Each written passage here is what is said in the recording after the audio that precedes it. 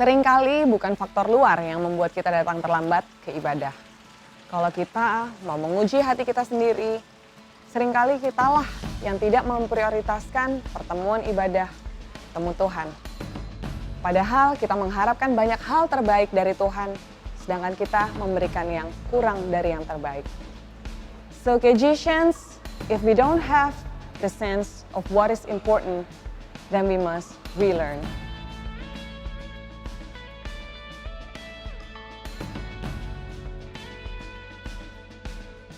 Kejicians, mari kita mulai saling menghargai dan menghormati orang lain, bukan karena hanya status sosial, suku, senioritas, fungsi dan jabatannya di dalam gereja. Di tempat ini, status kita semua sama. Kita adalah anak-anak Allah dan Allah adalah Bapa kita.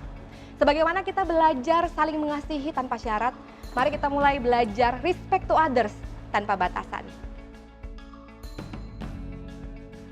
Thanks to God, dengan teknologi, hidup kita jauh lebih mudah. Kita harus menguasai gadget, dan bukan sebaliknya. Ingat, hashtag kita, cantik alami laku. Catat, ketik, alami, dan lakukan khotbah. Kita catat khotbahnya, kita renungkan, kita bagikan kepada orang lain, dan segala kemuliaan bagi nama Tuhan.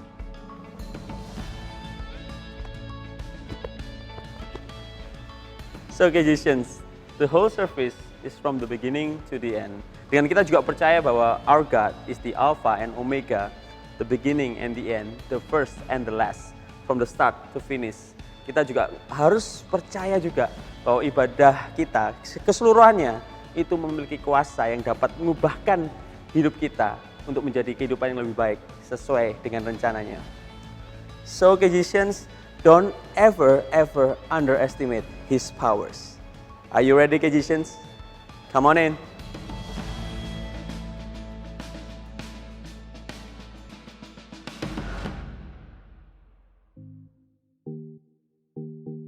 Hai Kejicians, aduh it's been a while ya, kita nggak face to face ya. Kira-kira 3 minggu ya, kita nggak berhadapan-hadapan, kita nggak ketemuan. Tapi tenang, hope and love selalu ada di dalam kehidupan kita. Ya, sekarang baru ngerasa nih, kalau nggak face to face itu mahal banget ya. Taruhannya kesehatan dan nyawa sekarang kalau face to face itu. Tapi ada berita baik ya. Alkitab berkata bahwa this too shall pass. Ya, jadi ini semua akan berlalu, tapi hanya satu yang akan selalu abadi, yaitu His word will always remain ya. Kata-katanya yaitu firman Tuhan itu akan selalu ada, bahkan sampai abadi ya. Ada sedikit pengumuman untuk kalian semua sebelum kita ikutin ibadah kita yang luar biasa ini. Yang pertama adalah KGC Camp 2020 yang berjudulkan Detox, yang semestinya diadakan 1-2 Mei itu akan diundur ya. Diundur sampai kapan? Nantikan saja, stay tune di @KGC Surabaya ya. Dan bukan dibatalkan, sekali lagi bukan dibatalkan, tapi diundur ya. Terus pengumuman yang kedua, ada Passover online service ya. Passover online service itu akan diadakan di hari Jumat, garis bawahin. Di hari Jumat tanggal 10 April pukul 10 pagi ya, bertemakan Prince of Life, yang akan yang berkhotbah adalah babe kita sendiri, bapak kita sendiri, Rock Surabaya Senior Pastor, yaitu Daniel Yanuar Tanujaya ya. Terus pengumuman yang terakhir adalah di mana hari ini nih ya, di ibadah ini ada quick word ya. Selalu ingat, di setiap minggu pertama di setiap bulannya kita akan selalu ada segmen namanya quick word, dan hari ini akan dibawakan oleh salah satu sosok sister in Christ kita. Dia adalah ministry leader dari KGC Hospitality. Tahu nggak sih kalau meeting kita, terus setiap bulan akhir, minggu terakhir kita harus dikasih suguhan makanan apa, itu anak ini loh yang mikirin, kakak kita yang ini yang mikirin, yaitu adalah Erlin Wibowo. Shalom Kejicians, perkenalkan nama saya Erlin. Dalam kesempatan kali ini saya akan membawakan quick words yang diambil dari kitab Matius 12 ayat 34 sampai 37. Hai kamu keturunan ular beludak, bagaimanakah kamu dapat mengucapkan hal-hal yang baik sedangkan kamu sendiri jahat? Karena yang diucapkan mulut meluap dari hati. Orang yang baik mengeluarkan hal-hal yang baik dari perbendaharaannya yang baik, dan orang yang jahat mengeluarkan hal-hal yang jahat dari perbendaharaannya yang jahat. Tetapi aku berkata kepadamu, setiap kata sia-sia yang diucapkan orang harus dipertanggungjawabkannya pada hari penghakiman. Karena menurut ucapanmu engkau akan dibenarkan, dan menurut ucapanmu pula engkau akan dihukum. Nah, yang dimaksud di sini sebagai keturunan ular bludak adalah orang-orang Farisi dan ahli-ahli Taurat. Kenapa? Karena mereka seolah-olah menjadi orang yang suci, namun sesungguhnya hati mereka jahat. Dijelaskan lagi di Matius 23 tentang kejahatan dan kemunafikan mereka. Melalui ayat ini, saya belajar bahwa ini adalah sebuah teguran dari Tuhan Yesus kepada kita semua. Lalu juga ada 3 hal yang bisa kita pelajari dari ayat ini. Yang pertama adalah Tuhan melihat isi hati kita. Kenapa? Karena Ia akan selalu mencari hati yang melekat kepadanya, yang setia, dan yang melakukan segala sesuatunya untuk Tuhan. Seperti dikatakan di 1 Samuel 16 ayat 7, tetapi berfirmanlah Tuhan kepada Samuel, janganlah pandang parasnya atau perawakannya yang tinggi, sebab aku telah menolaknya. Bukan yang dilihat manusia, yang dilihat Allah. Manusia melihat apa yang di depan mata, tetapi Tuhan melihat hati.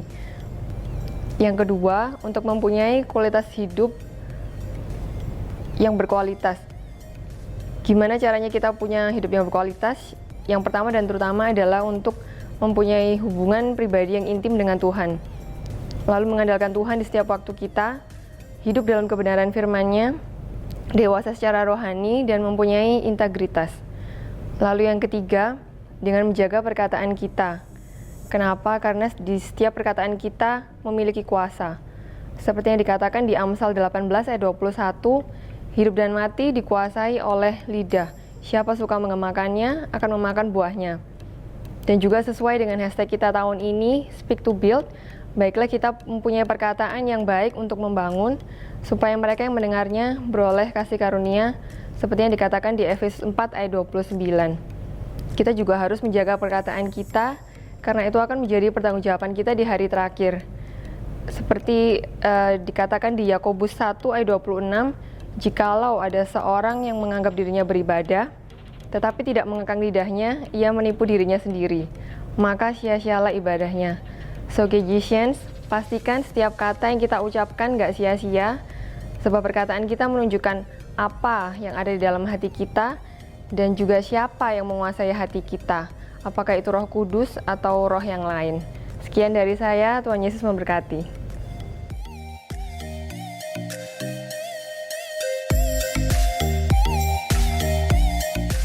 Gagesians, dimanapun kalian berada, apapun yang terjadi, tak ada yang bisa membatasi kita untuk memuji Tuhan, amin.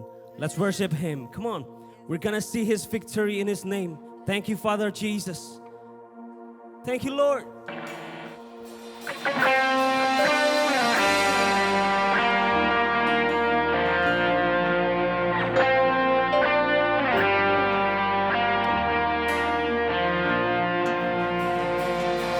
The weapon may be formed, but it won't prosper. When the darkness falls, it won't prevail. 'Cause the God I serve knows only how to triumph. My God will never fail. My God will never fail. I'm gonna see a victory. I'm gonna see a victory. For the battle belongs to you, Lord. I'm gonna see a victory. I'm gonna see a victory. For the battle belongs to you, Lord. Oh, oh.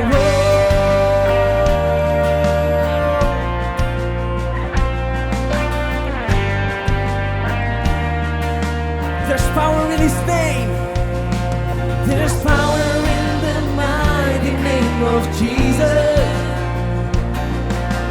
Every war He wages, He will win. I'm not backing down.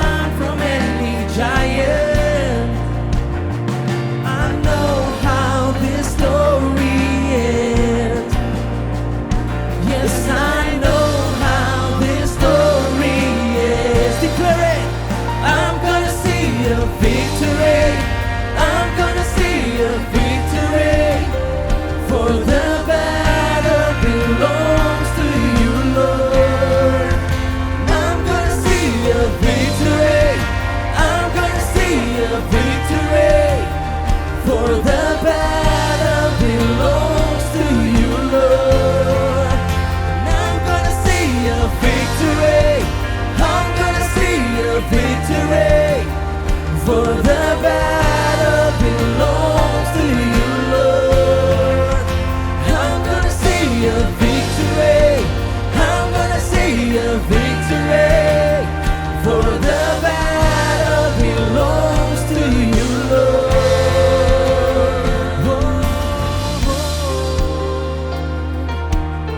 We're gonna worship you, Jesus.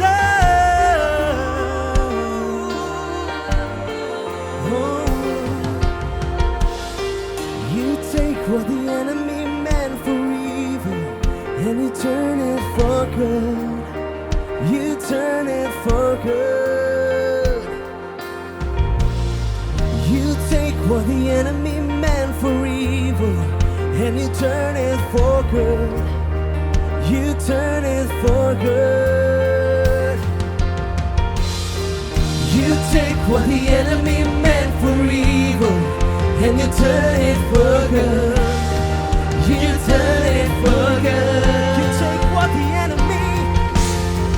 You take what the enemy meant for evil and you turn it for good. You turn it for good. You take what the enemy meant for evil and you turn it for good. You turn it for good. You take what the enemy meant for evil and you turn it for good. You turn it for good. I'm gonna see a victory. I'm gonna see a victory. For the battle belongs to you, Lord. And I'm gonna see a victory. I'm gonna see a victory. For the battle belongs to you, Lord. I'm gonna see a victory. I'm gonna see a victory. For the battle belongs to you, Lord. I'm gonna see a victory. I'm gonna see a victory. For the battle belongs to you, Lord. You take what the enemy meant for evil and you turn it for good. You turn it for good. You turn it around, Jesus. You take what the enemy meant for evil and you turn it for good. You turn it for good. Oh, you turn it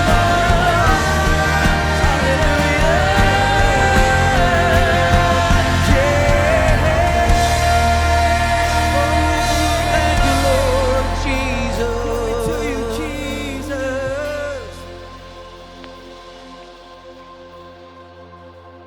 You are so wonderful, Lord. My faithful God. We worship you.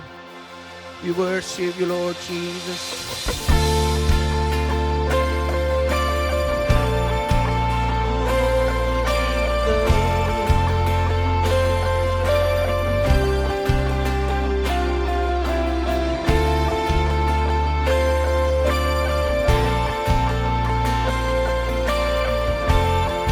Menyembahmu, Allah yang setia. Di saat badai datang, Kau ada denganku. Sampai semua berakhir, Kau tetap denganku. Dalam kelemahanku, kuasa-Mu sempurna, tiada pernah sedetik pun ku berjalan sendirian. Penyertaan-Mu, perkenangan-Mu selalu nyata dalam hidupku. Janji-Mu meneguhkanku, kekuatan di dalamku, kehadiranmu bangkit dari magu, hidupku sempurna bersamamu.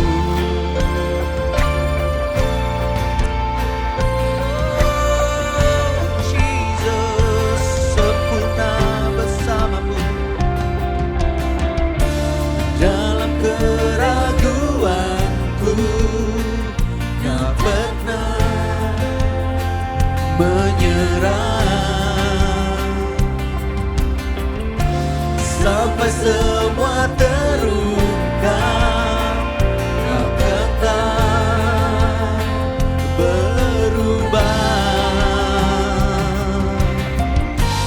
Dalam kelemahanku,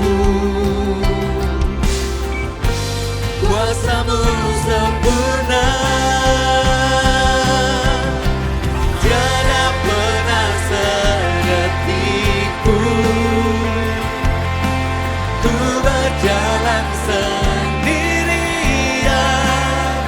Penyertaanmu, perkenananmu selalu nyata dalam hidupku. Janjimu meneguhkanku, kekuatan di dalamku, kehadiranmu bangkit dari magu, hidupku sempurna bersamamu.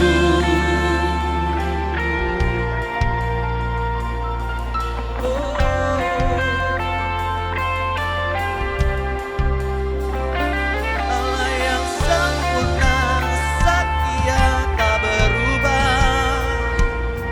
Kasih-Mu nyata, selalu baru setiap pagi. Kami sembah Allah yang setia, dengan sejiwa, dengan sehati. Kami sembah Engkau, Allah yang setia, tak pernah berubah, dulu, sekarang, selamanya. Let's declare, come on. Tiada pernah sedetikku ku berjalan sendirian. Penyertaanmu, perkenananmu, oh ya Tuhan, oh janjimu, janjimu meneguhkanku, kekuatan di jiwaku. Haleluya. Kehadiranmu bangkit dari magu, hidupku sempurna. Tiada pernah sedetikku ku berjalan sendirian. Penyertaan-Mu Tuhan, amin Tuhan, selalu nyata dalam hidupku. Janji-Mu meneguhkanku, kekuatan di dalamku, kehadiranmu bangkit dari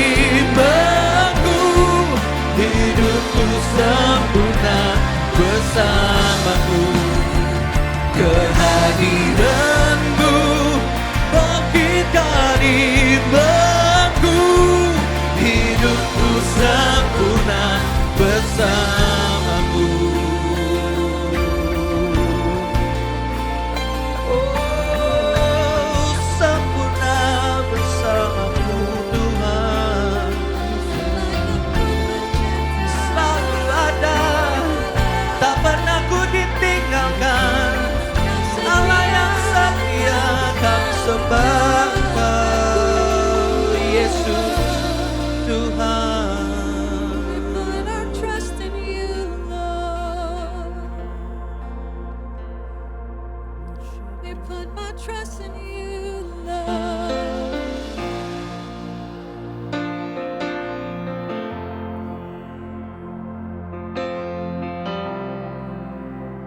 You are the way maker. You are our way maker. We praise you, God. We praise you, God. We put our trust in you. We put our trust in you. You're the God who keeps us. You're the God who protects us. In the middle of the storm, we want to trust you.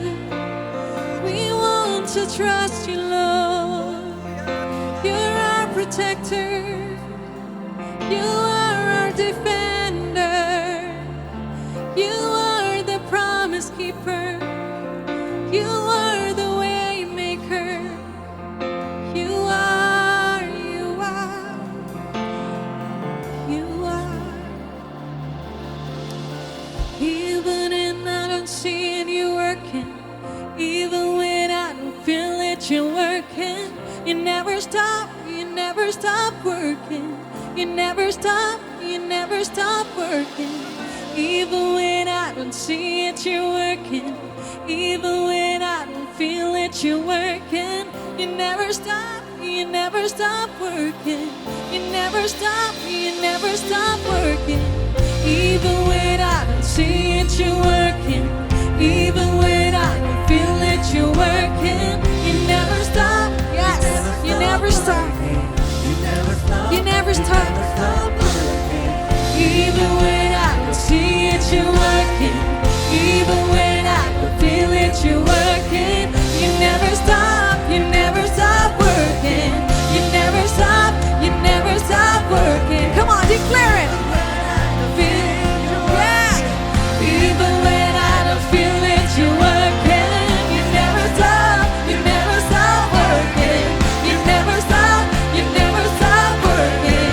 Even when I don't see it, you're working.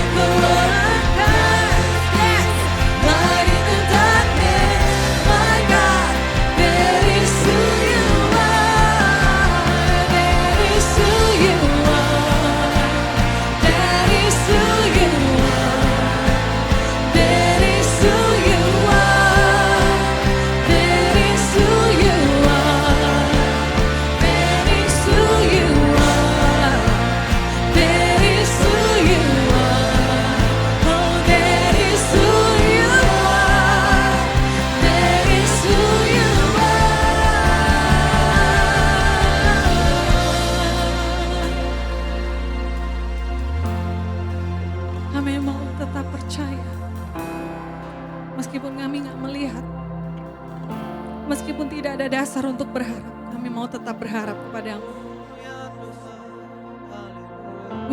We want to rest assured in you.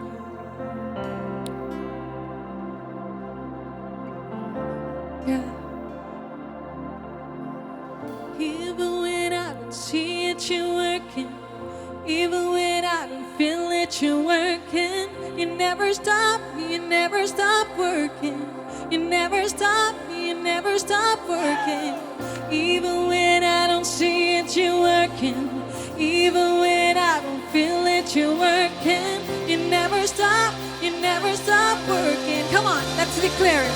Let's declare it. Even when I don't see it, you're working. Even when I don't feel it, you're working. You never stop working. You never stop working. Even when I don't see it, you're working. Even when I don't feel it, you're working. You never stop working. You never stop working. Even when I don't see it, you're working. You never stop working. You never stop working. Even when I don't see it, you're working. Even when I don't feel it, you're working. You never stop working. He's the way maker, God. Come on. Waymaker, miracle worker, promise keeper, light in the darkness, my God, that is who you are. You are waymaker, miracle worker, promise keeper, light in the darkness, my God, that is who you are. Waymaker, come on, sekali lagi, nyatakan. Waymaker, miracle worker, promise keeper, light in the darkness, my God, that is who you are. 'Cause you are miracle worker, promise keeper, light in the darkness, my God, that is who you are. That is who you are. Yes, you are. That is who you are. That is who you are. That is who you are. That is who you are. That is who you are. That is who you are. That is who you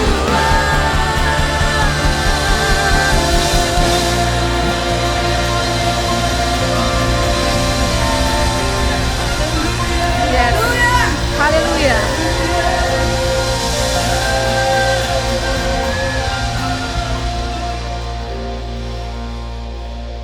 Bapa di sorga, sama seperti apa yang terjadi di sini, begitu kuatnya hadirat-Mu di tempat ini Tuhan. Begitu luar biasanya kami bisa merasakan Roh Kudus bekerja di tempat ini. Hal yang sama juga Tuhan, kami berdoa terjadi di setiap rumah-rumah, di setiap orang-orang yang mendengarkan tayangan ibadah ini. Tuhan, Engkaulah kekuatan kami Tuhan. Engkaulah satu-satunya yang bisa kami andalkan. Walaupun kami melihat hal-hal di sekeliling kami sulit, hal-hal di sekeliling kami Tuhan membuat kami penuh dengan masalah, membuat kami menderita, satu-satunya yang bisa kami percaya Engkau. You are promise keeper, you are way maker, miracle worker. Kami percaya itu Tuhan. Terima kasih Bapak buat kesempatan kami boleh ibadah dalam bentuk online ini pun. Kami bersyukur Tuhan. Kami bersyukur Tuhan Engkau tetap menyatakan pribadi-Mu dan segala pekerjaan-pekerjaan-Mu masih berlaku sampai hari ini dan tetap terus kami kerjakan Tuhan. Terima kasih Bapak. Kami berdoa Tuhan, kuasa Roh Kudus menjamah setiap orang yang melihat tayangan ini, mengubahkan setiap orang yang melihat tayangan ini. Bapak, sebentar kami mau mendengarkan firman-Mu Tuhan. Biarlah apa yang menjadi pesan-Mu Tuhan untuk jemaat-Mu tersampaikan malam hari ini. Untuk setiap telinga yang mendengar, untuk setiap mata yang melihat Tuhan. Kami tahu Roh Kudus juga bekerja menjamah, memulihkan hidup kami lewat firman yang disampaikan. Ini kami Tuhan, ini kami Bapa. Biar Tuhan isi kami terus-menerus dengan Engkau saja. Di dalam nama Tuhan Yesus Kristus kami berdoa dan bersyukur. Haleluya. Amin. Wow. Saudara, kalau saudara-saudara lihat selama 3 minggu kita beribadah online, lalu kemudian ada tim praise and worship yang masih melayani di sini. Ini bukan paksaan, saudara. Jadi jangan berpikir, kalau di KGC kok ada ibadah online, jangan-jangan dipaksa. Tidak ada, kami tidak memaksa siapapun. Benar-benar murni, ini atas kesediaan mereka, karena mereka bersedia untuk melayani di tengah-tengah kondisi situasi yang seperti ini. Kami sendiri nggak apa-apa gitu, kalau misalnya memang pemain musiknya, WL-nya cuma sedikit, it's okay buat kami. Karena tidak akan pernah menghalangi rencana Tuhan. Tidak bisa menghalangi pekerjaan Tuhan yang bisa Tuhan lakukan baik di sini maupun di rumah KGCians. So KGCians, ini adalah minggu ketiga kita beribadah online. Minggu pertama masih ingat di Tech Space ada pastoral message. Minggu lalu ada ibadah langsung dari gereja ini. Dan ini adalah minggu ketiga. Kita berharap minggu depan kita sudah nggak ibadah online lagi. Kita berharap minggu depan kita sudah bisa beribadah sama-sama kumpul di sini. So saya berharap KGCians dalam keadaan yang sehat hari ini. KGCians dan keluarga dalam keadaan yang baik, dalam keadaan yang fit. I miss you guys so much. Aku benar-benar kangen kalian semuanya. Di gereja ini kosong banget tanpa kalian. Ya memang situasi ini membuat kita tuh harus banyak melakukan penyesuaian diri. Bahkan ibadah kita pun harus disesuaikan. MC kita pun harus online.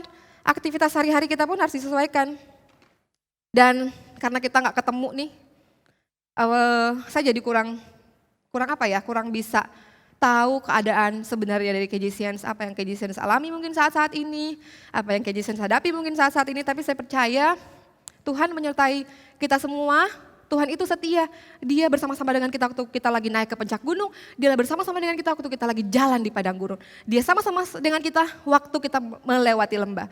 Jadi satu iman kita, Tuhan bersama-sama dengan saudara dalam keadaan apapun. Oke KGCians, saya mau mengajak KGCians untuk membaca Alkitab. Hari ini kita akan membaca Alkitab di Yakobus 2 ayat 2 sampai dengan ayat yang ke-8.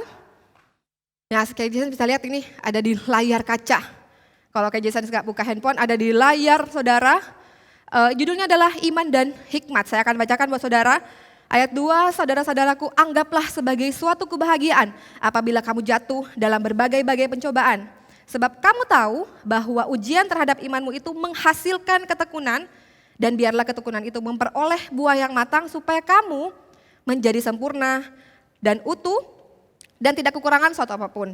Tetapi apabila di antara kamu ada yang kekurangan hikmat, hendaklah ia memintakannya kepada Allah yang memberikan kepada semua orang dengan murah hati dan tidak membangkit-bangkitkan. Maka hal itu akan diberikan kepadanya. Hendaklah ia memintanya dalam iman dan sama sekali jangan bimbang, sebab orang yang bimbang sama dengan gelombang laut yang diombang-ambingkan kian kemari oleh angin. Ayat 7, orang yang demikian janganlah mengira bahwa ia akan menerima sesuatu dari Tuhan. Sebab orang yang mendua hati tidak akan tenang dalam hidupnya. So KGCians, kalau KGCians masih ingat bulan Februari sama awal Maret, kita ini lagi digeber dengan khotbah-khotbah tentang fondasi, yaitu dasar dari kehidupan. Ada orang yang bodoh, dia membangun rumahnya di atas pasir. Lalu kemudian ada orang bijaksana, dia membangun rumahnya di atas batu. Lalu kemudian datanglah hujan, lalu banjir dan angin melanda kedua rumah tersebut. Lalu yang roboh, rumah yang dibangun di atas pasir roboh, tetapi rumah yang dibangun di atas batu tetap kokoh. Dua orang yang berbeda, dengan fondasi yang berbeda, tetapi satu yang pasti yaitu adalah badai. Yaitu hujan, angin, dan badai terjadi. So, badai itu pasti terjadi, pasti. Masalah itu pasti akan datang dan terus menerus, dan itu adalah pasti karena itu menjadi bagian dalam hidup kita. Mungkin KGCians mikir, aduh Nancy tolonglah, di tengah-tengah kondisi kayak gini, kenapa kamu malah ngomong tentang badai pasti terjadi? Harusnya kamu ngomong dong, badai pasti berlalu, bukan badai pasti terjadi. Kalau KGCians memikirkan hal itu, please jangan dulu ganti channel, please jangan matiin dulu YouTube-nya, jangan langsung lihat-lihat subscriber YouTuber yang lain, stay di sini dulu. Kita akan sama-sama belajar bagaimana apa yang firman Tuhan sampaikan supaya kita tetap berdiri teguh meskipun kita lagi diterpa angin, lagi diterpa hujan, bahkan lagi banjir. So, kencangkan volume handphone saudara, Gitu. Oke, Kejisen saya ini kan adalah pengguna tetap, sampai hari ini saya pengguna tetap transportasi online. Jadi saya tuh kalau kemana-mana biasanya dengan transportasi online. Satu kali di dalam masa karantina ini, saya dengan terpaksa harus pergi ke satu tempat. Ini benar-benar alasan yang benar-benar sangat terpaksa ya, sehingga saya mesti pergi, lalu saya berangkat gitu dengan transportasi online. Kebetulan itu mobil, jadi kita bisa ngobrol. Saya tanya, Pak gimana nih Pak, orderan di tengah-tengah COVID-19 Corona gimana nih? Ya gimana Bapak, yang pertama, ya susah semua, susah semua lah. Semua tempat makan gak ada, uang gak ada, mau makan susah, orderan juga sedikit, aduh pokoknya susah semua deh. Tapi ya memang semua lagi ngadapin ini semua, jadi semua dibilang bahwa semua lagi susah. Bukan cuma dia yang susah. Saya pun kasih penghiburan, iya Pak, semua kok memang susah. Bukan cuma Bapak aja, bukan cuma driver-driver online aja. Lalu dengan Bapak yang satunya lagi, Pak gimana nih Pak? Situasi kondisinya kayak gini, Bapak gimana nih, masih banyak orderan nggak? Bapaknya ngomong gini, saya 2 minggu sampai nggak kerja karena tidak ada orderan sama sekali. Jadi dia iseng-iseng buka, iseng-iseng nyalain, tiba-tiba dapat saya. Dia cuma ngomong gini, oh kalau misalnya ada orderan ya saya ambil, kalau nggak ada ya mending nggak usah kerja. Gitu. Guys, dari dua hal ini, dari dua tanggapan driver ini, kita ketika menghadapi sebuah masalah, kita menghadapi sebuah cobaan, ujian, tantangan, penderitaan atau apapun, biasanya kita mengeluarkan 2 respon. Yaitu respon yang pertama adalah kita mengurangi rasa sakitnya. Ya kayak Bapak yang pertama, oh iya yang penting kan semuanya sama, ngalamin hal yang sama, menghibur diri. Udah gak usah pikirin yang negatif-negatif, udah gak usah pikirin yang aneh-aneh. Pokoknya menghibur diri ini pasti satu kali nanti kejadian ini akan segera berlalu. Sepi-sepi orderannya ini karena corona ini pasti akan cepat-cepat berlalu. Dia meringankan rasa sakitnya, padahal dia lagi sakit, menderita gitu. Lalu respon yang kedua adalah menemukan sumber masalahnya, kemudian dihilangkan. Oh alah ini gara-gara corona, karena corona saya nggak punya orderan, ya udah mendingan saya nggak usah kerja. 2 hal ini sering kita lakukan ketika kita lagi menghadapi masalah. Pertama memperingan rasa sakit, yang kedua menemukan sumber masalahnya, lalu kita menghilangkannya. Kita deny mungkin ya, kita seolah-olah masalah tuh kita taruh, lalu kita pergi gitu tanpa diselesaikan. Lalu apa tanggapan firman Tuhan mengenai masalah, cobaan, ujian yang terjadi dalam hidup kita? Kita akan belajar ini sama-sama. Yang kita baca sore hari ini adalah terdapat dari surat Yakobus, di mana Yakobus ini adalah seorang pemimpin gereja dan selama 20 tahun mereka mengalami penderitaan yang luar biasa. 20 tahun Yakobus dan jemaatnya itu mengalami kelaparan, ada bencana kelaparan dan kemudian penganiayaan. Makanya kita kalau baca surat Yakobus, kita baca pasal ini sampai kita baca yang ini khususnya ya, itu ada sebuah penghiburan gitu loh. Karena yang bicara ini adalah orang yang mengalami hal-hal yang benar-benar sangat menderita. Kita di sini yang dengar ini mungkin di rumah, kita mungkin sudah nggak ada yang namanya, oh kita kelaparan, kena bencana kelaparan atau penganiayaan. Kita nggak ngalamin itu mungkin saat ini. Tapi kita mungkin ngalamin hal-hal seperti kita sudah 8 tahun bergumul, kita sudah 8 tahun menghadapi sesuatu yang nggak berubah-berubah, kita mungkin pernah menghadapi kehilangan, sekarang mungkin menghadapi kerugian, putus asa, apalagi sejak ada COVID-19 datang, semua masalah tuh kayaknya jadi besar. Yang tadinya masalahnya kecil-kecil, begitu COVID-19 datang itu dia membuat masalahnya itu jadi lebay, jadi besar. Tapi firman Tuhan bilang apa? Tuhan nggak bilang, firman Tuhan nggak bilang, yang kita baca ini tidak dibilang bahwa kurangi rasa sakitmu. Kalau kamu lagi ngadepin masalah, kurangi rasa sakitmu, atau cari sumber masalahnya, lalu kemudian kamu hilangkan. Enggak, firman Tuhan nggak bilang gitu. Justru perlu saudara ketahui bahwa kehidupan kita sebagai orang percaya, masalah itu memang dimunculkan. Ujian cobaan itu dimunculkan supaya karya Allah dinyatakan lewat hidup kita. Supaya kita bisa melihat Tuhan bekerja di dalam hidup saudara dan saya. Makanya masalah itu perlu dimunculkan. Ya itu dia, saudara bisa lihat slide-nya di sini atau di mana akan muncul slide-nya di situ. Kemudian saudara, masalah itu mesti ada, ujian itu mesti ada supaya karya Tuhan dinyatakan. So, anggaplah itu, ini berbeda banget sama dunia. Kalau dunia mungkin oke, kurangi rasa sakitnya, pikir positif dan lain-lain. Tapi kalau firman Tuhan bilang, anggaplah sebagai suatu kebahagiaan apabila kamu jatuh dalam berbagai-bagai pencobaan. Karena saudara, cobaan, tantangan, ujian, masalah, penderitaan di dalam hidup kita itu memiliki tujuan.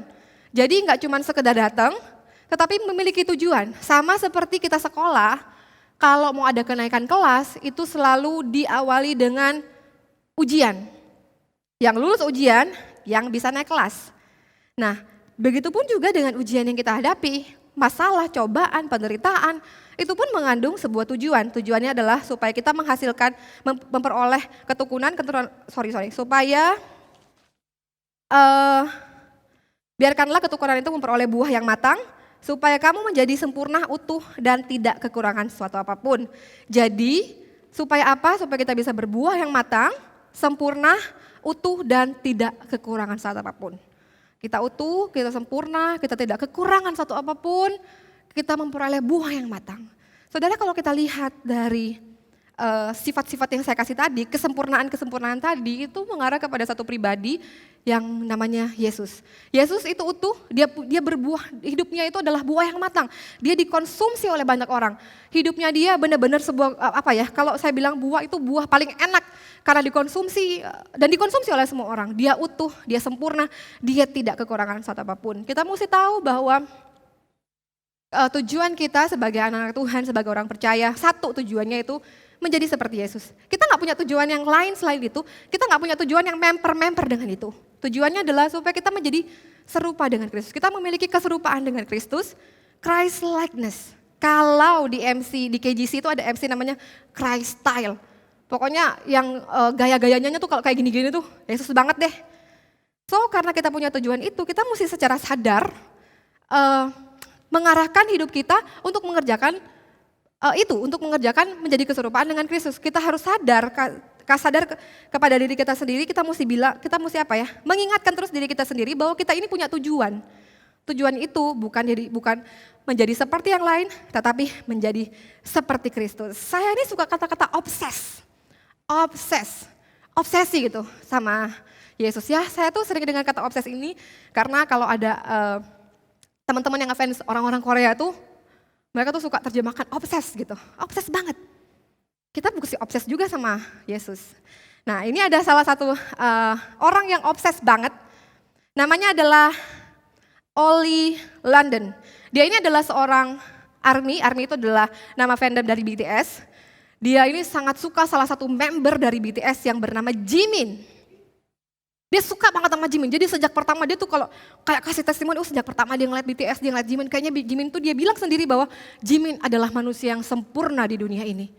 Begitu dia ngeliat Jimin, ya itu fotonya sudah bisa lihat, tolong jangan dihina saudara. Nah itu dia sangat obsesi banget sama Jimin, sampai akhirnya dia memutuskan untuk mengoperasi mukanya untuk mirip dengan Jimin. Karena operasi pertama nggak mirip, dia melakukan sampai dengan 15 kali operasi untuk mirip sama Jimin. Bahkan dia sudah mengeluarkan uang miliaran rupiah supaya dia mirip sama Jimin. Jadi dia melakukan semuanya supaya dia tuh memper sama Jimin. Jadi kalau ketemu gitu kita bisa bingung gitu, mana Jimin, mana si Oli gitu ya. Lalu tahun 2020 muncul kabar bahwa dia telah menikah dengan Jimin. Yang dia nikahkan itu bukanlah Jimin yang asli, dia menikah dengan boneka kertas Jimin.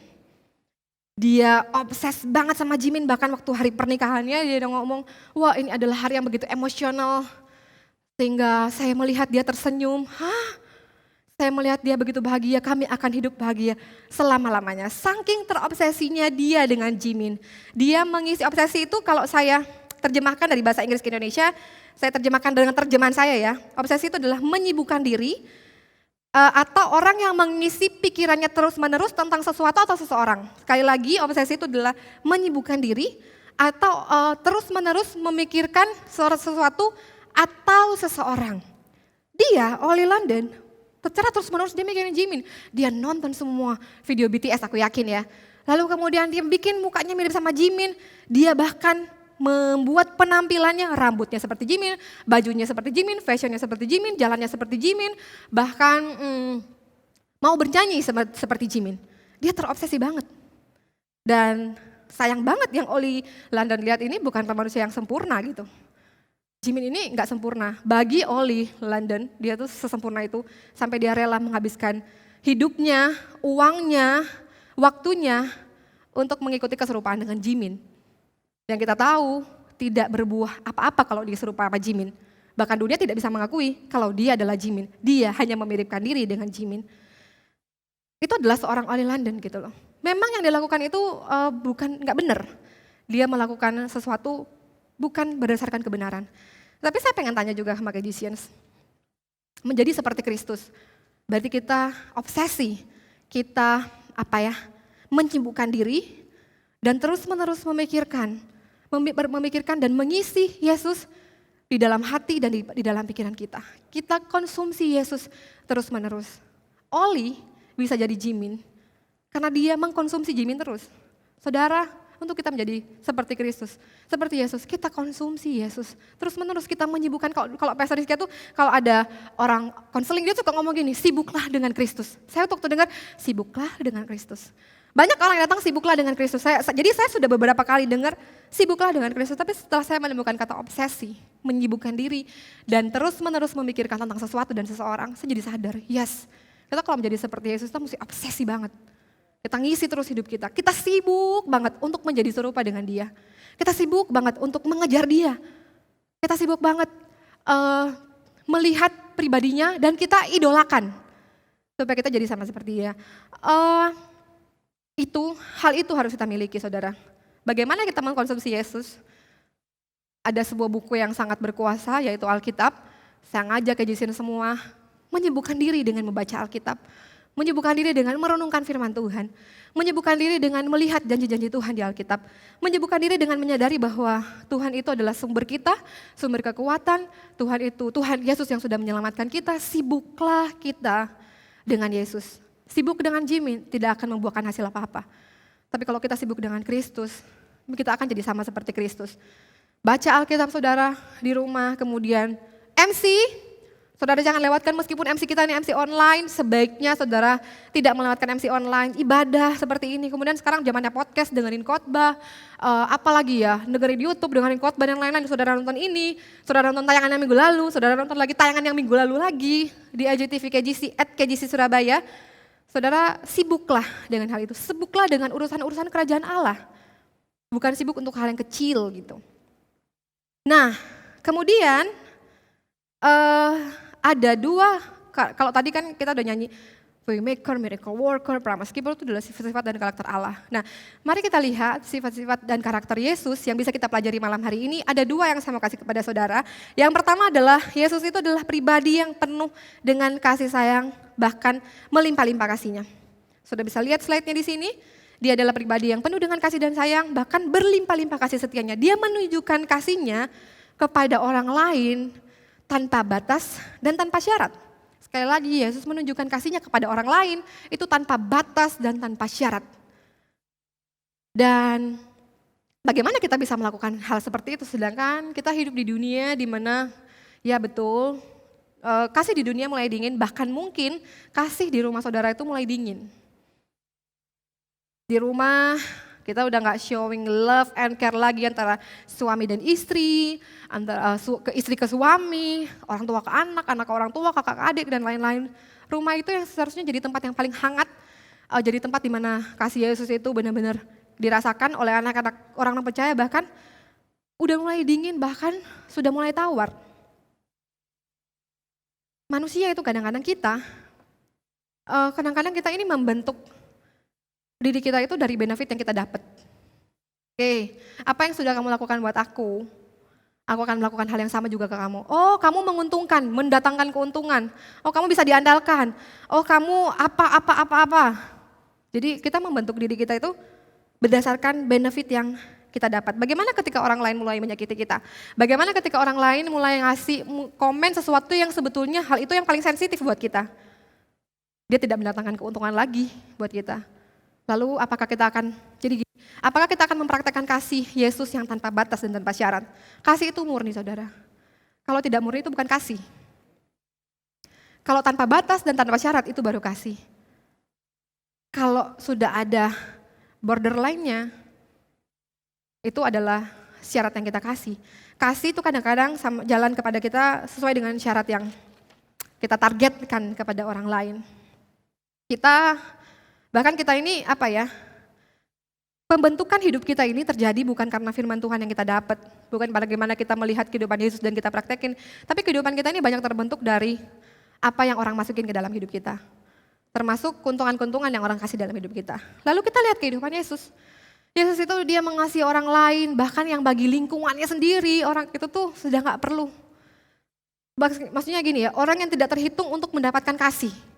Dan belas kasihan, kasih perhatian, apa kayak cinta dan kasih sayang udah gak masuk hitungan. Tapi apa yang dilakukan Yesus? Yesus karena dia memiliki sifat tanpa syarat dan tanpa batas, dia tetap melakukan itu. Ada satu cerita yang kita kenal tentang Sakeus, bagaimana Sakeus itu sangat dibenci di lingkungannya. Dan Yesus ketemu sama dia, bahkan Yesus tuh bagi saya itu dia menjalin hubungan pertemanan dengan Sakeus yang mungkin bagi orang lain kamu kamu tidak melakukan, kamu tidak mengasihi Sakeus pun itu nggak apa-apa. Dia pernah ada seorang perempuan yang kedapatan berzina dibawa kepada Yesus dan Yesus tidak menghukum. Dan kita bisa lihat ya bagaimana kehidupan Sakeus itu berubah, bagaimana perempuan yang kedapatan berzina itu berubah karena mendapatkan kasih dan penerimaan yang tanpa batas dan tanpa syarat dari Yesus. Bukan karena dia diomelin, bukan karena dia dibacain Alkitab, bacain Alkitab Matius deh semua, supaya dia sadar, enggak.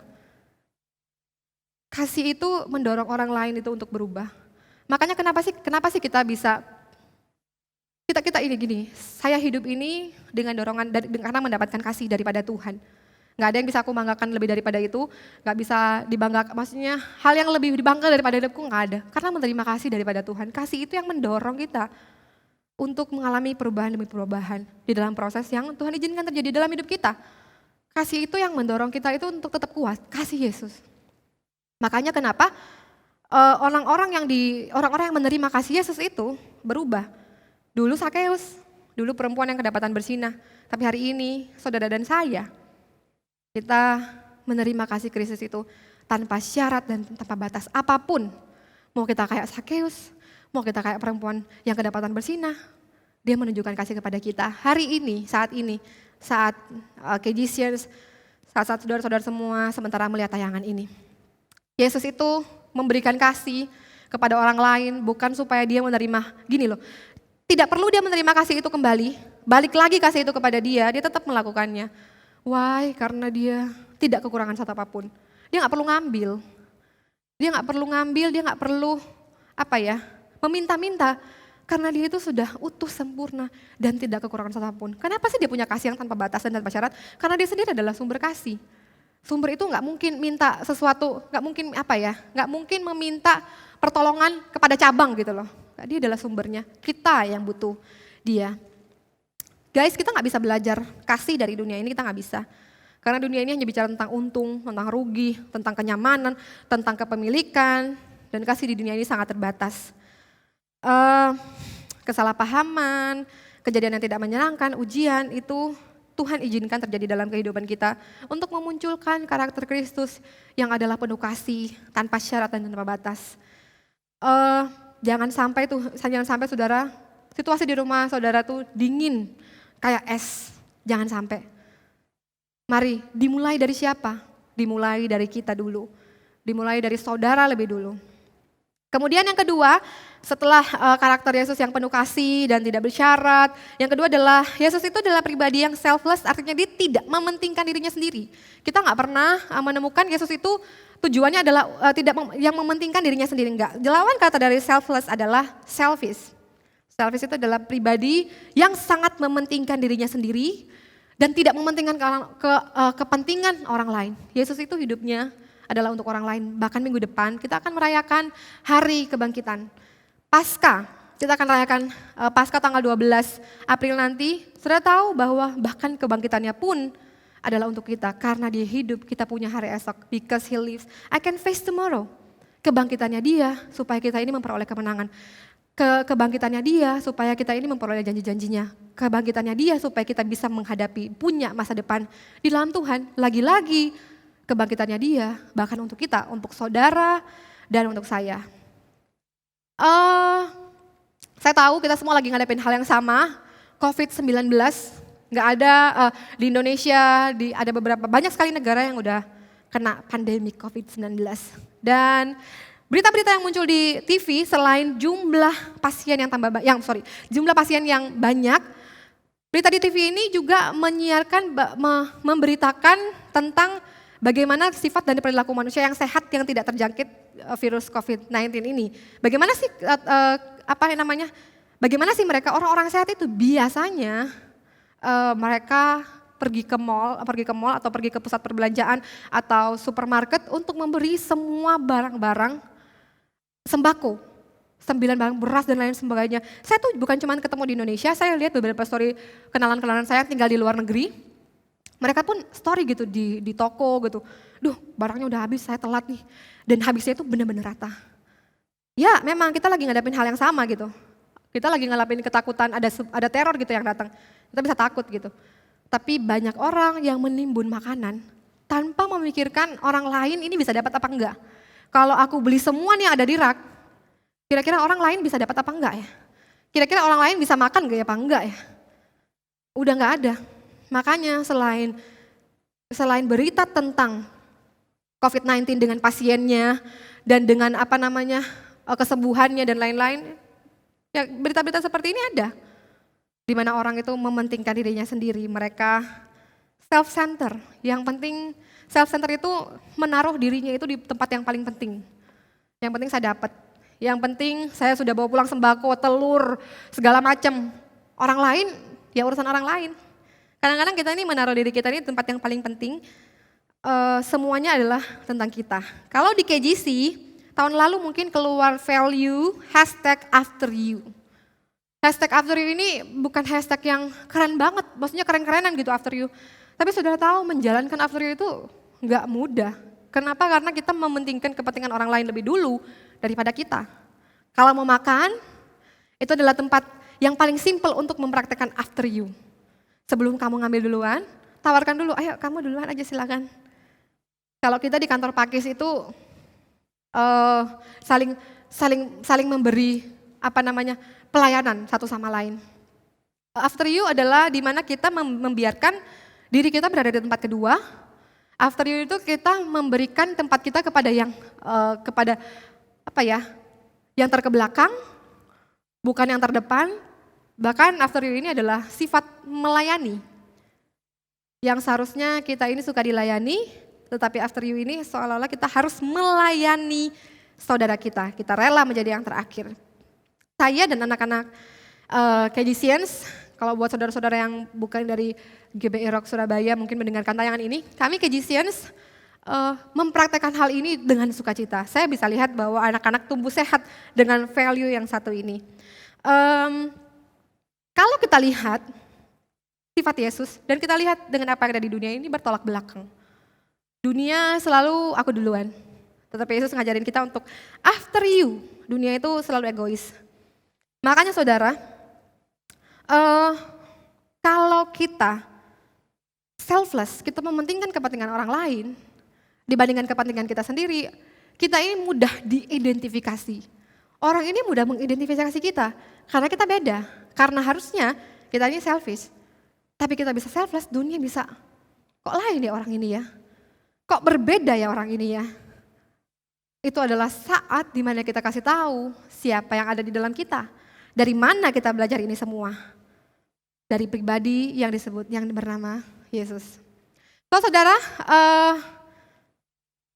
dari tadi kita sudah belajar tentang bahwa ujian dan cobaan pasti ada, pasti terjadi dalam hidup saudara, karena itu adalah bagian dari hidup saudara. Kemudian masalah itu, proses itu datang karena ada tujuannya supaya kita menjadi seperti Kristus, Christ likeness. Kristus itu seperti apa sih? Ya seperti dua hal tadi yang saya sampaikan, dari sekian banyak ada dua hal yang saya sharing kepada saudara bahwa Jesus itu is full of love dan dia adalah orang pribadi yang selfless. Kemudian, Oke, kita sudah tahu nih tujuannya mulia banget supaya kita menjadi sama seperti Yesus kan, supaya kita Christ likeness, mirip sama Yesus. Tetapi dalam menghadapi segala macam cobaan, ujian, proses, masalah, penderitaan apapun, itu kita bisa lemah. Kita ini bukan orang kita ini tidak diciptakan untuk menanggung penderitaan yang sangat besar. Jadi dalam hadapi itu kita bisa lemah, kemudian mungkin kita terpuruk, kita putus asa, bahkan kita mulai menyalahkan keadaan. Menyalahkan diri sendiri, menyalahkan orang lain, bahkan mungkin kita bisa menyalahkan Tuhan. Tuhan, kenapa ini mesti terjadi pada aku? Kenapa kehilangan ini mesti terjadi di aku? Kenapa kerugian ini mesti terjadi di aku? Kenapa sakit hati ini mesti terjadi di aku? Bahkan mungkin kita mulai lemah, kita mulai marah sama Tuhan, karena banyak hal-hal yang terjadi dalam hidup kita itu yang tidak sesuai dengan apa yang kita mau. Kita lemah, karena kita lemah itu, kita mulai marah, dan kita mulai menyalahkan Tuhan. Aduh, kenapa sih? Kita sudah gak bisa lagi, karena kita lemah, kita sudah gak bisa lagi melihat tujuan Tuhan di dalam setiap masalah yang Tuhan izinkan buat saudara dan saya hadapi. Kita udah gak bisa lihat itu lagi. Kalau saudara lagi marah, kalau saudara berpikir bahwa Tuhan itu baik mungkin buat kamu aja, tapi buat aku, dia gak baik kok. Tuhan baik buat orang lain, tapi buat aku enggak. Aku sudah ke gereja setiap minggu, aku duduk di depan, aku komsel gak pernah telat, aku bayar perpuluhan gak pernah telat, aku selalu kasih persembahan, apalagi kita udah ngomong, aduh aku melayani Tuhan luar biasa, pagi sampai malam, malam sampai pagi. Kalau di gereja cuma ada hari Minggu aja, aku Senin sampai Minggu aku melayani Tuhan. Dan Tuhan, kenapa ini mesti jadi di aku? So kalau saudara lagi marah mungkin, kalau saudara lagi lemah, ini adalah saat yang paling tepat untuk saudara datang kepada Tuhan. Jangan tinggal dan nyaman di dalam zona kelemahan saudara. Jangan diam diri di situ. Itu adalah tempat yang sangat berbahaya. Ada pemulihan terjadi saudara, yaitu waktu kita datang kepada Tuhan. Khotbah minggu lalu, come to Jesus, come to Jesus. Kita datang kepada Tuhan, minta hikmat kepada Allah. Ayat 5, Yakobus 1 ayat 5, tetapi apabila kamu ada yang kekurangan hikmat, hendaklah ia memintakannya kepada Allah, yang memberikan kepada semua orang dengan murah hati dan dengan tidak membangkit-bangkit, maka hal itu akan diberikan kepadanya. Just come to Jesus, datang kepada Tuhan, datang kepada pribadinya Dia. Jangan tinggal di situ, jangan berada di barisan-barisan orang-orang galau, jangan saudara. Kita mesti keluar dari barisan itu karena kita tahu kita mesti datang kepada siapa yang memberikan kita kekuatan. Allah itu gini loh, kadang-kadang memang saya di Surabaya ini melihat bahwa banyak orang itu sulit minta tolong. Ketika kita meminta tolong itu berarti tandanya kita lemah. Aduh sungkan nih mau minta tolong. Jadi kita selalu berusaha bagaimanapun caranya supaya kita tetap bisa berdiri teguh tanpa bantuan orang lain. Dan kadang-kadang sifat yang sama itu kita bawa kepada Allah. Sudah lemah, sudah sekarat, sudah marah-marah sama Tuhan. Tetapi tidak meminta pertolongan Tuhan. Kita meminta tolong kepada Tuhan betul, karena kita ini gak sanggup. Kita mesti sadar dulu kadang-kadang penderitaan itu untuk menghapuskan pemikiran kita sebagai manusia kalau kita mampu dan kita sanggup. Kita mesti tahu, kita ini lemah, makanya kita mesti datang kepada Tuhan. Meminta hikmat kepada Tuhan. Dia, Allah akan memberikannya secara cuma-cuma. Dia kasih gratis. Enggak ada syarat dan ketentuan yang berlaku. Kalau saudara minta kepada Dia hikmat, tidak ada syarat. Dia akan memberikan kepada saudara dan saya dengan cuma-cuma. Dia akan kasih dengan hikmat Tuhan, Dia akan kasih arahan, tuntunan, dan menunjukkan jalan. Saudara, Allah itu adalah pribadi yang sangat dekat. Saya tahu saudara sudah dengar ini berkali-kali bahwa Dia sangat dekat sama kita. Dia Allah yang bukan yang jauh, bukan berarti kalau Allah tidak menjawab doa saudara, Dia berarti jauh, Dia berarti nggak dengar. No, Dia sangat dekat sama kita. Bahkan Yohanes 14 ayat 16 dan 17. Saudara bisa baca di rumah. Saya bacakan buat saudara. Aku akan meminta kepada Bapa dan Ia akan memberikan kepadamu seorang penolong yang lain, supaya Ia menyertai kamu selama-lamanya, yaitu Roh kebenaran. Dunia tidak dapat menerima Dia, sebab dunia tidak melihat Dia dan tidak mengenal Dia. Tetapi kamu mengenal Dia, sebab Ia menyertai kamu dan tinggal di dalam kamu. Amin. Hikmat Allah itu, waktu Allah memberikan hikmat, Dia bahkan memberikan dirinya sendiri kepada kita. Dia memberikan pribadinya sendiri kepada kita. Dia ada di dalam kita. Saudara lihat saya Nancy, ada pribadi yang lebih besar yang ada di dalam saya, yaitu Roh Kudus, seorang penolong. Dialah sumber hikmat karena Dia adalah Roh kebenaran. Dan Roh Kudus pun ada di setiap hati dan pikiran orang-orang percaya yang lagi tonton tayangan ini. Dia ada dalam kita, dia tuntun kita, dia memurnikan kita, dia memulihkan rasa sakit hatinya kita akibat kejadian-kejadian masa lalu, dia memulihkan rasa sakit hati kita kepada orang-orang, terhadap orang-orang dan kejadian-kejadian yang kita alami. Dia memberikan kita kekuatan. Pribadi Allah itu ada di dalam saudara, dan dia itu kalau tinggal di dalam itu berarti dia menetap, bukan ngantor. Kalau ngantor itu cuma datang jam 8 pagi, pulang jam 5 sore, dia nggak menetap di situ. Tapi kalau rumah itu menetap, berarti kalau dia tinggal di dalam kita, dia menetap di dalam kita, makanya kita bisa bilang bahwa dia adalah Allah yang setia. Dia menyertai kita kemanapun kita pergi dan berada, dia bersama-sama dengan kita. Dia nggak cuma ngantor. Oh, ketika kita ada masalah atau kita perlu ditolong, lalu kemudian dia datang kepada kita. Oh, ketika apa dan tiba-tiba Tuhan mesti memberikan bukan hukuman ya, teguran. Lalu kemudian dia akan datang, enggak, dia bukan kantor. Dia tidak memakai istilah kantor, dia memakai istilah tinggal di dalam kamu. Berarti dia menetap di dalam kita. Minggu lalu, kalau saudara belum dengar khotbah minggu lalu, saudara bisa cek di YouTube ini juga. Ibadah KGC itu yang khotbah adalah our home pastor Hizkia Setiawan, dibicara tentang calm and calm. Ada satu cerita tentang angin ribut diredakan. Ya, pasti cerita ini sudah sangat populer. Apalagi kalau kita lagi ada masalah, cerita ini tuh kayaknya dramatisir banget gitu. Jadi angin ribut diredakan, murid-murid Yesus dan murid-muridnya, jadi pada saat di tengah-tengah danau, ada angin yang datang, menerpah perahu yang ada Yesus dan murid-muridnya. Lalu, saya yakin ya, kalau nggak salah Pastor Rizky juga ngomong ya, waktu pesawat dalam keadaan perahu dalam keadaan darurat, pasti mereka yang ada dalam nelayan paling tahu caranya bagaimana untuk menyelamatkan kapal ini, perahu ini supaya nggak roboh, supaya nggak hancur. Mungkin mereka udah buang-buang barang. Kayaknya gelombangnya dahsyat banget ya. Mungkin mereka sudah buang barang, mereka udah lakukan apapun, tetapi dalam keadaan seperti itu mereka tahu bahwa mereka bilang tuh mereka mau binasa. Karena kenapa mereka bilang mereka mau binasa? Karena mereka sudah melakukan segala macam caranya mereka, tapi nggak berhasil. Angin itu makin kuat mungkin. Dia neror perahu itu. Lalu kemudian murid-murid membangunkan Yesus. Lalu singkat cerita Yesus mendiamkan. Dia mendiamkan badai yang terjadi. Yesus menghardik badai itu dan semua menjadi tenang. Disitulah murid-muridnya menemukan kuasa di tengah-tengah kelemahan mereka. Mereka bisa melihat Yesus yang penuh dengan kuasa, penuh dengan kuasa, bahkan angin pun bisa tunduk kepadanya. Di tengah-tengah kelemahan mereka yang mereka hidupnya sudah hampir binasa. Mungkin kapalnya sudah mau tenggelam. Mungkin bahkan bukan cuma kapalnya mau tenggelam, mereka mungkin juga akan tenggelam. Tapi ada satu hal yang saya suka dari kemarin dibilang, Jesus is on the boat. Yesus itu ada di dalam perahunya. Itu yang membuat aman. Dan sekarang Jesus is in your heart. Dia yang ada di perahu itu pribadi yang sama juga yang ada di dalam hati saudara. Dia bisa menenangkan badai yang ada di luar supaya kita bisa melihat kuasanya. Bahkan dia bisa menenangkan badai di dalam hati kita. Ketakutan kita, kekhawatiran kita, ketidakmampuan kita. Dia bisa menenangkan badai dalam diri kita. Jika saudara-saudara mengalami sesuatu kayak badai yang tidak bisa dihentikan, don't push yourself. Jangan dorong kepada saudara, bisa, pasti bisa.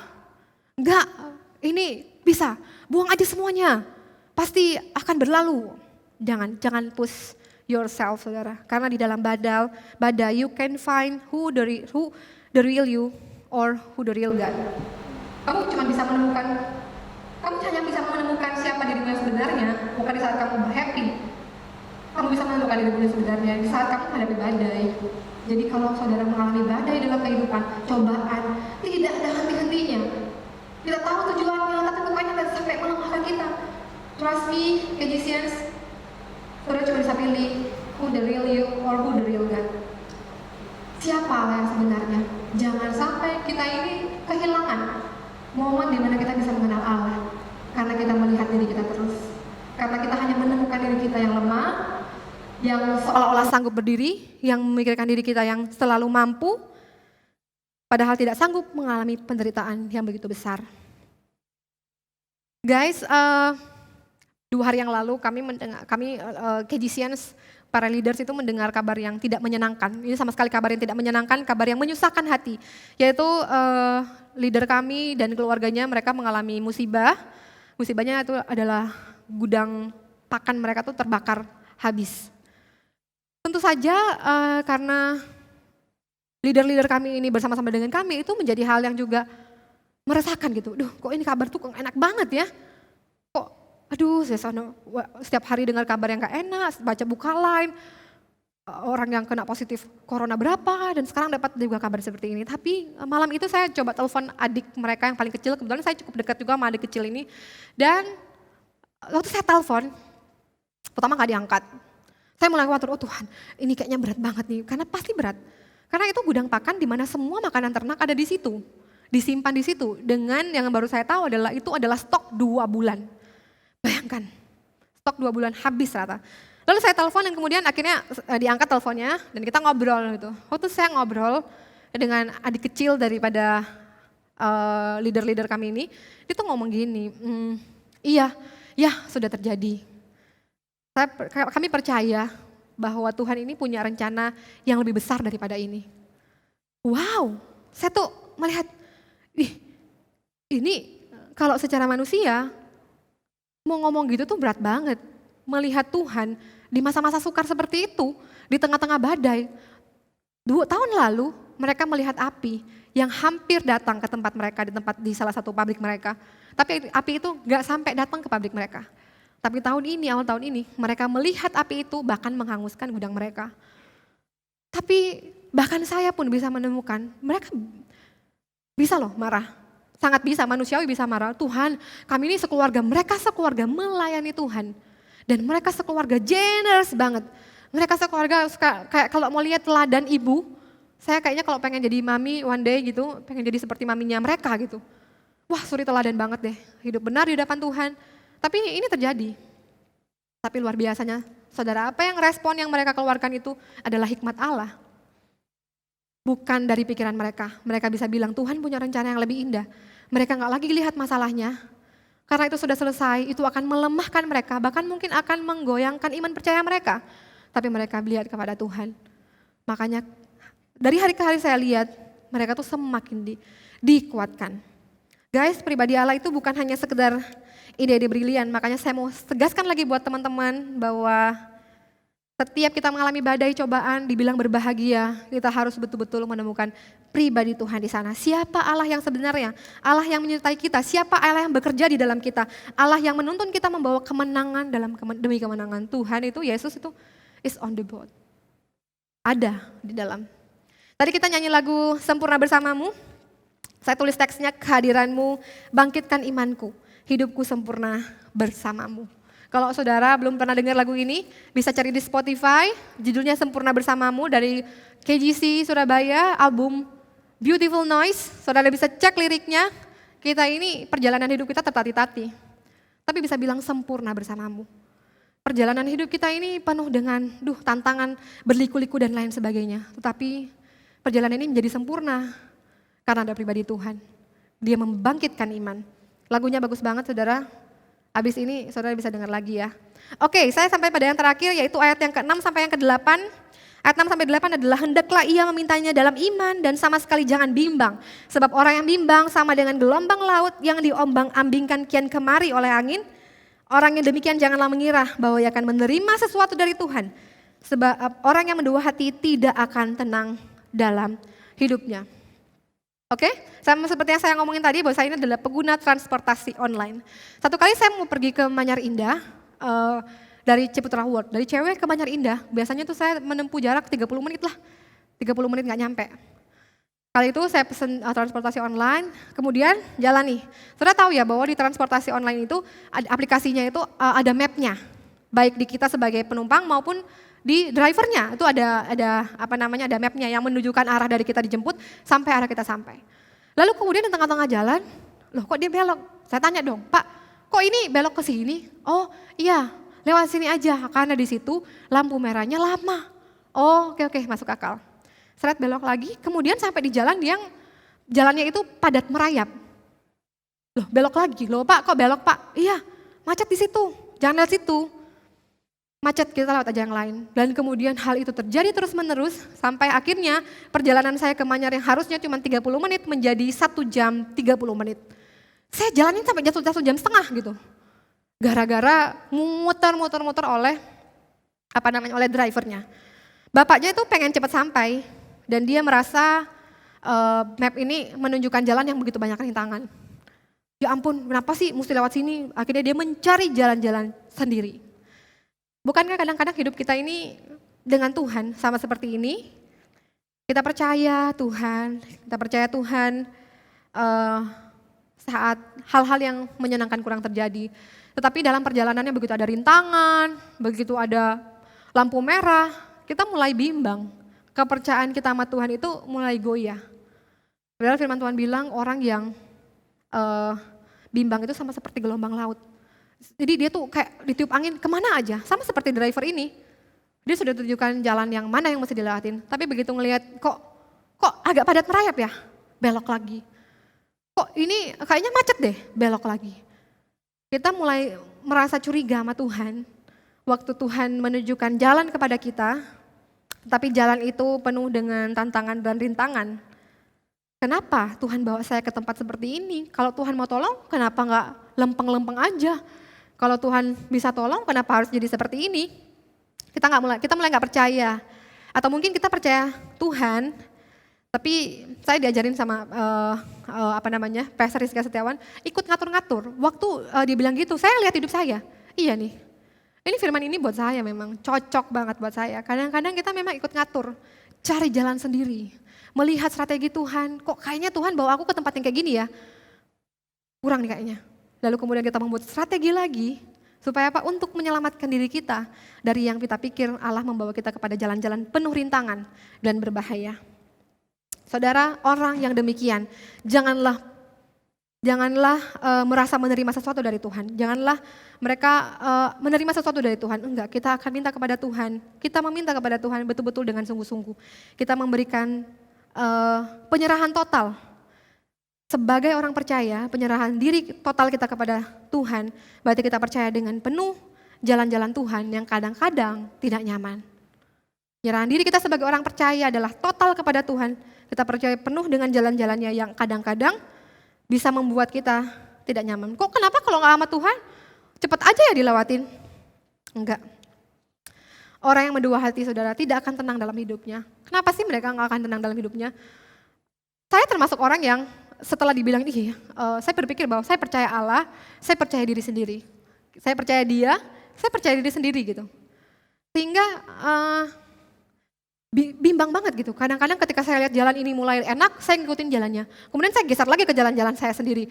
Begitu seterusnya. Memang kita tidak mau memutuskan untuk mempercayai siapa. Hari ini Allah datang kepada kita lewat firman-Nya, bahwa di dalam masa-masa sulit, dalam masa-masa nggak enak, dalam cobaan sekalipun dia adalah pribadi yang bisa kita andalkan. Jangan percaya diri kita sendiri, karena kita ini nggak bisa, kita ini nggak kuat, tapi kita mesti percaya kepada Allah. So guys, pesan saya singkat, ya semoga ini singkat. Bagaimana kalau kita hidup gini? Saya ini kan suka nonton Korea. Ada satu serial Korea tuh yang lagi happening banget gitu. Sudah selesai, sudah tamat sih, tentang Crash Landing on You. Kita suka dengan cerita ini, di mana ada cowok Korea Utara jatuh cinta sama cewek Korea Selatan. Lalu kemudian ada begitu banyak hal yang mereka hadapi dan akhirnya setelah melalui proses masalah dan lain-lain sebagainya, mereka akhirnya happy ending. Sehingga saya yang nonton, saya ikut bahagia. Mereka happy ending, saya pun happy ending. Akhirnya yang saya pengen Kapten Ri Jong Hyuk dan Yoon Seri akhirnya mereka jadian. Nah, kita kalau nonton film Avenger pun cerita tentang kebahagiaan dari happy ending itu cuma sedikit. Saya lihat itu saya bahagia banget. Kadang-kadang kita ini sebagai orang percaya, kita menaruh kebahagiaan kita kepada hasil. Kita menaruh kebahagiaan kita kepada tujuan. Kita menaruh kebahagiaan kita kepada apa yang Tuhan jawab. Saudara percaya bahwa hidup saya sampai saat ini ada banyak kesaksian bagaimana Tuhan menolong saya. Dan ada banyak juga hal yang terjadi dalam hidup saya di mana Tuhan bilang enggak. Yang itu nggak pernah disaksikan.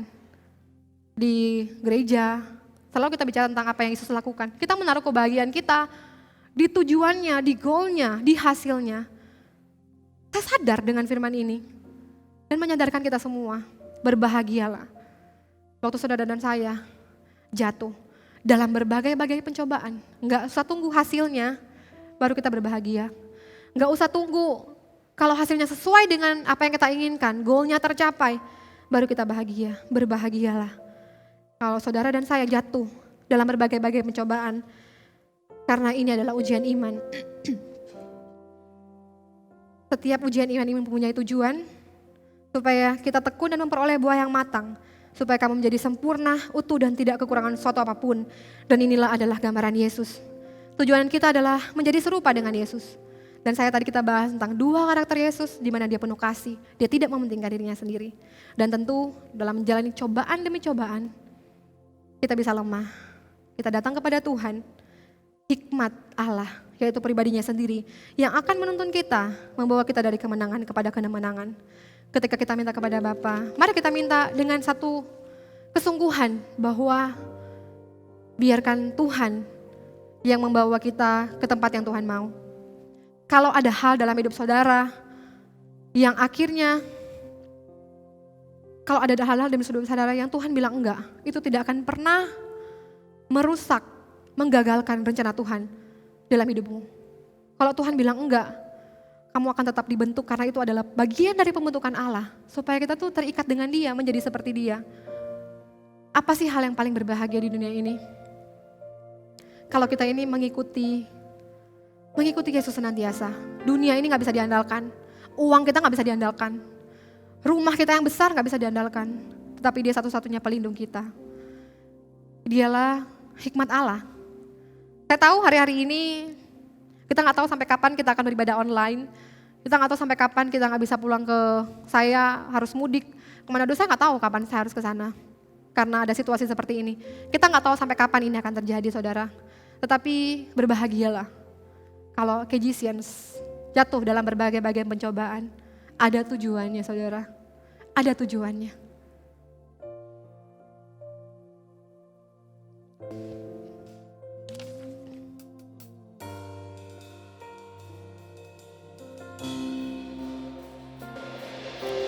Tiada pernah sedetik pun ku berjalan sendirian. Penyertaan-Mu, perkenanan-Mu selalu nyata dalam hidupku. Janji-Mu meneguhkanku,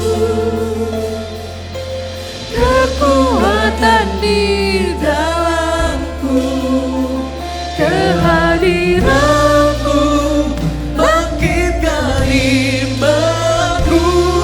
Hidupku sempurna, tiada pernah sedetik pun ku berjalan sendirian. Penyertaan-Mu, perkenanan-Mu selalu nyata dalam hidupku. Janji-Mu meneguhkanku, kekuatan di dalamku, kehadiran-Mu bangkitkan imanku. Hidupku sempurna, tiada pernah sedetik pun ku berjalan sendirian. Penyertaan-Mu, perkenanan-Mu selalu nyata dalam hidupku. Janji-Mu meneguhkanku, kekuatan di dalamku, kehadiran-Mu bangkitkan iman. bersamamu. Kehadiranmu bangkitkan imanmu, hidupku sempurna bersamamu. Biarlah firman yang kita dengarkan pada sore hari ini menjadi kekuatan baru buat kita, buat saudara dan buat saya. Apapun yang saudara alami, apapun yang saudara hadapi, Tuhan ada di sana. Tuhan terlibat di dalamnya. Saudara, temukan Tuhan di dalam setiap badai kehidupanmu. Temukan Dia, temukan pribadinya, temukan rencananya. Dia tidak pernah membiarkan kita. Dia bersama-sama dengan kita, bahkan Dia menetap. Dia tinggal bersama-sama saudara dengan saya. Terima kasih Tuhan, terima kasih buat kebenaran yang boleh kami dengarkan Tuhan. Terima kasih Bapa, bahwa kami tidak pernah ditinggalkan sendirian. Masalah boleh ada, tantangan boleh ada, penderitaan boleh datang. Tetapi kekuatan Tuhan terus muncul. Orang melihat kami berbeda karena kami memiliki hikmat Allah yang tidak pernah dirasakan dan tidak pernah dilihat oleh dunia. Ketika dunia takut, ketika dunia jatuh, kami memperoleh hikmat Allah yaitu pribadimu sendiri. Orang melihat kami berbeda, kami terus bertumbuh di dalam keyakinan penuh, di dalam iman percaya kami. Engkaulah satu-satunya Allah yang menetap di dalam kami. Kejisians, anggaplah sebagai suatu kebahagiaan apabila kejisians jatuh dalam berbagai-bagai pencobaan. Karena disitulah kita bisa melihat penyertaan Tuhan, karena disitulah kita bisa melihat anugerah Allah dinyatakan buat saudara dan saya. Biarlah kehidupan kejisians hari ini sampai seterusnya semakin melekat dengan Tuhan. Kehidupan kejisians saudara dan saya semakin serupa dengan Kristus. Kehidupan saudara dan saya diisi, dipenuhi, bahkan disibukkan oleh perkara-perkara Kristus saja. Kita dipenuhi dengan perkara-perkara kingdom of God saja. Dan biarlah Roh Kudus yang bekerja dalam hati saudara dan saya memelihara kita dalam iman, bahkan membawa kami semuanya di dalam kemenangan demi kemenangan. Kesehatan menyertai saudara-saudara semua. Bahkan pemeliharaan Tuhan juga ada buat saudara-saudara semua. Kami tidak kekurangan satupun yang baik. Kami tidak kekurangan apa-apa. Keluarga kami tidak kekurangan. Anak-anak kami tidak kekurangan. Karena pemeliharaan kami datang daripada Tuhan. Di dalam nama Tuhan Yesus. Haleluya. Amin. God bless you all.